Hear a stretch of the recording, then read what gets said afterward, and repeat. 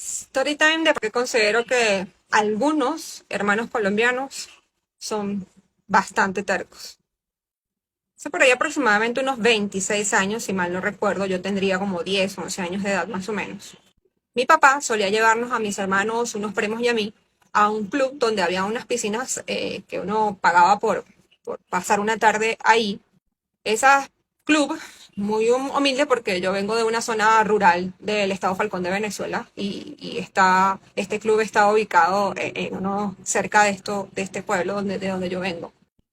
Era propiedad de un ciudadano cubano que llevaba muchos años viviendo en Venezuela, casado con una venezolana, y que bueno, como muchos cubanos, había huido de la isla producto de la dictadura que ahí se vivía. Estoy hablando del año, aproximadamente el año 96, y ya él tenía, no sé, unos 20 años viviendo en Venezuela o más.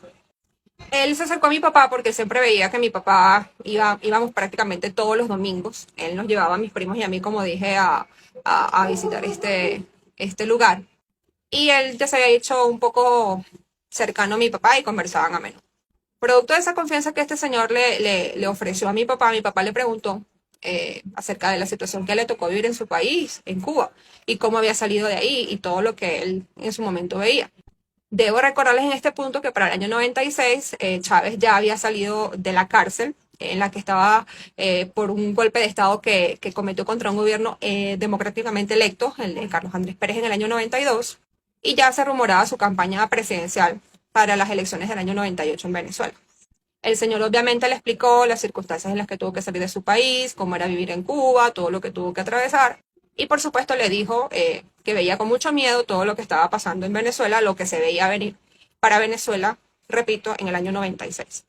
Mi papá, para ese entonces, simpatizaba un poco con la idea de justicia social que representaba Chávez y le dijo que cómo se le ocurría comparar a Venezuela con Cuba, si Venezuela era un país súper rico, que Venezuela era tierra firme, que Venezuela no era una isla a la que pudieran aislar y que teníamos petróleo y riquezas naturales y suficiente dinero como para impedir que un loco o para impedir que cualquiera se hiciera de una dictadura en Venezuela. Bueno, 26 años después, enos aquí, más de 5 millones de venezolanos hemos tenido que salir de nuestro país en un éxodo masivo solamente superado por países en guerra como Siria, con todos los derechos vulnerados, en miseria y en quiebra, producto de un Estado totalitario que se gestó en nuestras narices y en las narices del mundo democrático entero. Por eso considero que algunos hermanos colombianos son muy tercos cuando uno les cuenta esta historia de lo que pasó en Venezuela y ellos insisten en responder que Colombia no es Venezuela.